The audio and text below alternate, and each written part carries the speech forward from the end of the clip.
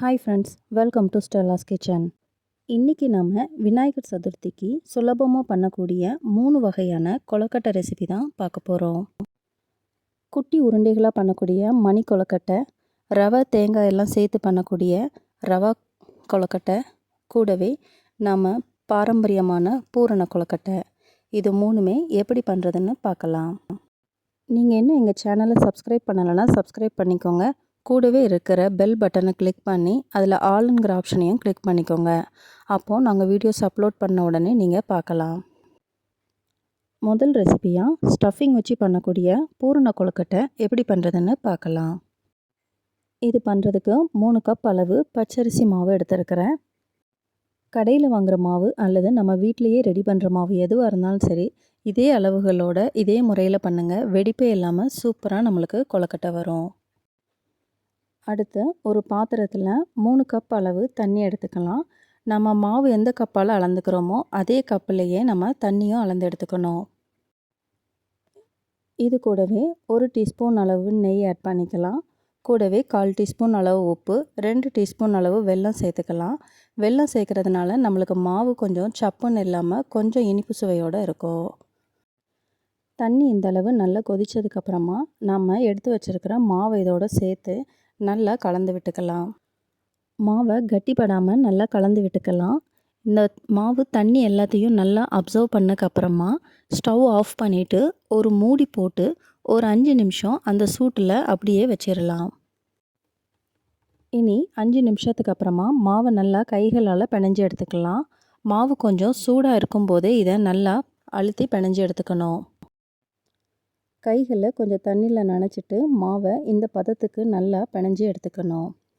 மணி கொழுக்கட்டை, பூரண கொழுக்கட்டை 2க்குமே நாம் இந்த மாவை தான் யூஸ் பண்ண போகிறோம். அதனால் இதை பாதி மாவை மட்டும் எடுத்துகிட்டு மீதியை ஒரு மூடி போட்டு மூடி வச்சிடலாம். இனி பூரண கொழுக்கட்டைக்கு உள்ளே வைக்கிற ஸ்டஃபிங் ரெடி பண்ணிக்கலாம். அதுக்கு ஒரு பேனில் 1 டீஸ்பூன் அளவு நெய் எடுத்துக்கலாம். நெய் சூடானதும் இதில் பொடியாக நறுக்கின முந்திரி, பாதாம் சேர்த்து அதை ஒரு நிமிஷம் நல்லா வதக்கி விட்டுக்கலாம்.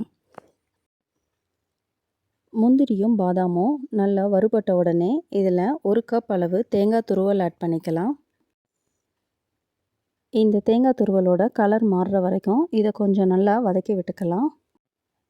தேங்காய் துருவல் கொஞ்சம் நல்லா வறுபட்ட உடனே இதில் 3/4 கப் அளவு வெல்லம் ஆட் பண்ணிக்கலாம். இந்த வெல்லம் நல்லா கரையிற வரைக்கும் இதை நல்லா மிக்ஸ் பண்ணி விடணும். இந்த வெல்லம் நல்லா கரைஞ்சா போதும். ரொம்ப நேரம் நம்ம ஸ்டவ்வில் வச்சு கிளறிட்டே இருந்தோம்னா அது அப்படியே ஒரு மாதிரி இறுகிரும். அதனால் வெல்லம் கரைஞ்ச உடனே இதை ஒரு மிக்சிங் பவுலுக்கு மாற்றிடலாம். இப்போது நம்மளோட ஸ்டஃபிங்கும் ரெடி, மாவும் ரெடியாக இருக்குது. இனி நம்ம கொழுக்கட்டை செய்ய ஆரம்பிக்கலாம். இந்த கொழுக்கட்டையை இன்றைக்கி கொழுக்கட்டை அச்சில் தான் பண்ண போகிறேன். அதனால் ஒரு கொழுக்கட்டை அச்சு எடுத்து அதில் 2 பக்கமும் நல்லா நெய் தடவி விட்டுக்கலாம். இனி நம்ம பிணைஞ்சி வச்சுருக்கிற மாவுலேருந்து கொஞ்சம் எடுத்து இந்த அச்சோட 2 பக்கத்துலேயும் வைக்கலாம். நடுவில் கொஞ்சம் இடைவெளி வர்ற மாதிரி வச்சு இந்த அச்சை க்ளோஸ் பண்ணிவிட்டு அச்சுக்கு வெளியில் இருக்கிற எக்ஸ்ட்ரா மாவெல்லாம் தூர எடுத்துடலாம்.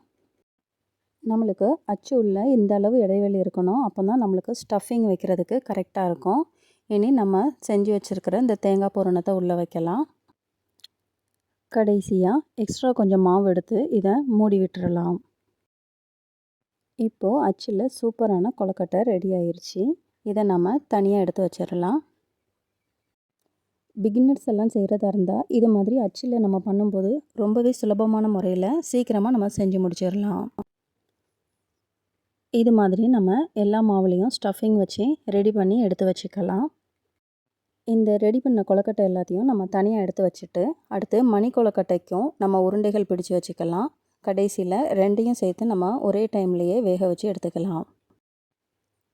மணி கொழுக்கட்டை பண்ணுறதுக்கு நாம் ஏற்கனவே ரெடி பண்ணி வச்சுருக்கிற கொழுக்கட்டை மாவுலேருந்து எடுத்து சின்ன சின்ன உருண்டைகளாக பிடிச்சிக்கலாம். இப்போது மணி கொழுக்கட்டைக்கும் தேவையான உருண்டைகள் எல்லாம் ரெடி பண்ணி வச்சாச்சு. இது எல்லாத்தையும் இனி நம்ம ஒரு இட்லி பாத்திரத்தில் வேக வச்சு எடுத்துக்கலாம். ஃபஸ்ட்டு ஒரு இட்லி தட்டில் கொஞ்சம் நெய் தடவிக்கலாம். இதில் நம்ம ஏற்கனவே ரெடி பண்ணி வச்சுருக்கிற பூரண கொழுக்கட்டை எடுத்து வச்சுட்டு கூடவே இந்த மணி கொழுக்கட்டையும் நம்ம வைக்கலாம். இந்த கொழுக்கட்டை எதுவுமே ஒன்றோடு ஒன்று ஒட்டாது. அதனால் எல்லாத்தையும் ஒரே டைமில் நம்ம வேக வச்சு எடுத்துக்கலாம்.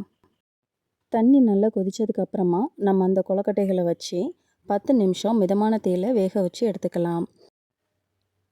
இனி இந்த மணி கொழுக்கட்டைக்கு சின்னதாக ஒரு தாளிப்பு மட்டும் நம்ம செய்யணும். பூரண கொழுக்கட்டை சூப்பராக ரெடி ஆயிடுச்சு. மணி கொழுக்கட்டை தாளிக்கிறதுக்காக ஒரு மிக்சர் ஜாரில் 2 டேபிள் ஸ்பூன் அளவு தேங்காய், கொஞ்சம் கருவேப்பிலை, ஒரு பச்சை மிளகா சேர்த்துக்கலாம். இது எல்லாத்தையும் கொஞ்சம் கொரகொரப்பாக அரைச்சி எடுத்துக்கணும். அடுத்து ஒரு பேனில் 1 டேபிள் ஸ்பூன் அளவு எண்ணெய் எடுத்துக்கலாம். எண்ணெய் சூடானதும் இதில் 1/4 டீஸ்பூன் கடுகு, 1/4 டீஸ்பூன் கடலைப்பருப்பு, 1/4 டீஸ்பூன் உளுத்தம்பருப்பு சேர்த்துக்கலாம். இந்த கடுகு எல்லாம் நல்லா பொரிஞ்சு வந்ததுக்கப்புறமா இதில் 1/4 டீஸ்பூன் ஜீரகம், ஒரு வத்தல், கொஞ்சம் கருவேப்பிலை சேர்த்துக்கலாம். அடுத்து 1/2 டீஸ்பூன் அளவு பெருங்காயத்தூள், கூடவே நம்ம அரைச்சி வச்சுருக்கிற தேங்காய் விழுதையும் இதோடு சேர்த்துக்கலாம். இந்த தேங்காவோட பச்சை வாடை போகிற வரைக்கும் இதை நல்லா வதக்கி விட்டுக்கணும். கூடவே தேவையான அளவு உப்பும் சேர்த்துக்கலாம். இனி தேங்காவோட பச்சை வாடை போனதுக்கப்புறமா நம்ம வேக வச்சுருக்கிற மணி கொழுக்கட்டையை இதோடு சேர்த்துக்கலாம். இந்த கொழுக்கட்டையில் தேங்காய் மசாலா படுற மாதிரி நல்லா ஒரு தடவை கிளறி விட்டுக்கணும். இப்போது நம்மளோட மணி கொழுக்கட்டை சூப்பராக ரெடி ஆயிடுச்சு. இனி இதை ஒரு சர்விங் பவுலுக்கு மாற்றிடலாம். அடுத்து ரவை வச்சு பண்ணக்கூடிய ஒரு ரவா கொழுக்கட்டை ரெசிபி தான் பார்க்க போகிறோம். இதுக்கு ஒரு பேனில் 2 டீஸ்பூன் அளவு நெய் எடுத்துக்கலாம். நெய் உருகுனதும் இதில் 2 டேபிள் ஸ்பூன் அளவு தேங்காய் துருவல் சேர்த்துக்கலாம். இந்த தேங்காய் துருவலை ஒரு நிமிஷம் நெய்யில் நல்லா வறுத்து எடுத்துக்கலாம். தேங்காய் துருவல் நல்லா வறுபட்ட உடனே இது கூட 1 கப் அளவு ரவை சேர்த்து அதையும் இந்த தேங்காய் துருவலோடு சேர்த்து நல்லா வறுத்து எடுக்கணும். இந்த ரவை வறுபடும் போதே இது கூட கொஞ்சம் முந்திரி பாதாம் பருப்புகளையும் பொடி பண்ணி இதோடு சேர்த்து அதையும் நல்லா வறுத்து எடுத்துக்கலாம். இந்த முந்திரி பாதாம் சேர்க்கறதுனால இந்த கொழுக்கட்டை இன்னும் ரொம்ப டேஸ்டியாக இருக்கும். இது எல்லாம் நல்லா வறுபட்ட உடனே இது கூட நம்ம தண்ணி ஆட் பண்ணலாம். நம்ம எந்த கப்பால் ரவை அளந்தோமோ அதே கப்புக்கு 2 கப் அளவு தண்ணி எடுத்துக்கலாம். இந்த தண்ணி நல்லா கொதித்ததுக்கப்புறமா நம்ம இதை வறுத்துட்ருக்கிற ரவையோடு சேர்த்துக்கலாம். இந்த கொதிக்கிற தண்ணியை ரவையோடு சேர்க்கும்போது கொஞ்சம் கவனமாக சேர்க்கணும். தண்ணி ரொம்ப சூடாக இருக்கிறதுனால கொஞ்சம் கொஞ்சமாக மெதுவாக சேர்த்து இதை நல்லா கிளறி விட்டுக்கலாம். ரவை தண்ணி எல்லாத்தையும் நல்லா அப்சர்வ் பண்ணுற வரைக்கும் அதை கெட்டியாக விடாமல் நல்லா கிளறி விட்டுக்கணும். ரவை தண்ணி எல்லாத்தையும் நல்லா அப்சர்வ் பண்ணக்கப்புறமா இதில் நம்ம 1/4 கப் அளவு குங்குமப்பூ கலந்த பால் சேர்த்துக்கலாம். நம்ம எந்த கப்பால் ரவை அளக்கிறோமோ அதே கப்பில் தான் 1/4 கப் அளவு காய்ச்சி ஆற வச்சின பால் எடுத்துருக்கிறேன்.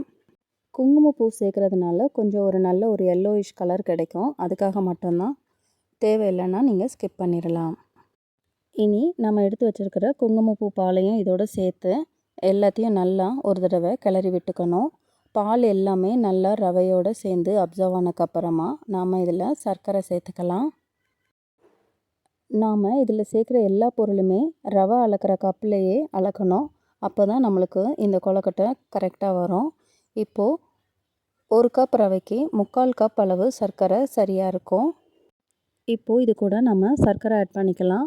சர்க்கரை ஆட் பண்ணக்கப்புறமா 1/4 கப் அளவு பால் பவுடர் கூட ஆட் பண்ணிக்கலாம். பால் பவுடர் ஆட் பண்ணலைன்னா அந்த இனிப்பு சுவையை பேலன்ஸ் பண்ணுறதுக்காக இன்னும் ஒரு 2 டேபிள் ஸ்பூன் அளவு சர்க்கரை மட்டும் ஆட் பண்ணிக்கலாம். இந்த சர்க்கரையெல்லாம் நல்லா கரையிற வரைக்கும் இதை நல்லா கிளறி விட்டுட்டே இருக்கணும். சர்க்கரையெல்லாம் நல்லா கரைஞ்சி இந்த ரவா மிக்ஸ் பாத்திரத்தில் நல்லா ஒட்டாமல் வர்ற வரைக்கும் இதை நல்லா கிளறி விட்டுட்டே இருக்கணும்.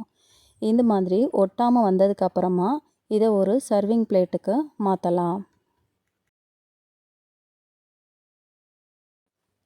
இனி இது கொஞ்சம் ஆறுனதுக்கப்புறமா நம்ம இதை சின்ன சின்ன உருண்டைகளாக பிடிக்கலாம். அல்லது கொழுக்கட்டை அச்சில் வச்சு நம்ம மோதகம் டைப்லேயும் செஞ்சுக்கலாம்.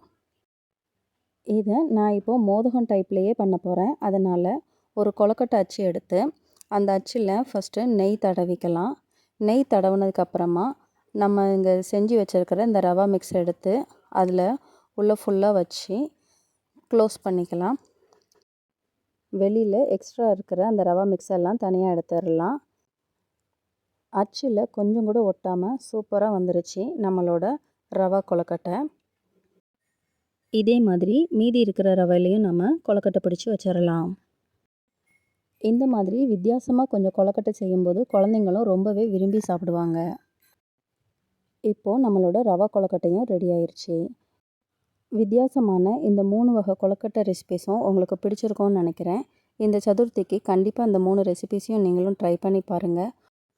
உங்களுக்கு இந்த வீடியோ பிடிச்சிருந்ததுன்னா லைக் பண்ணி கமெண்ட் பண்ணுங்கள். உங்கள் ஃப்ரெண்ட்ஸ் கூடயும் ஷேர் பண்ணுங்கள். மறக்காமல் ஸ்டெல்லாஸ் கிச்சன் சேனலை சப்ஸ்கிரைப் பண்ணுங்கள்.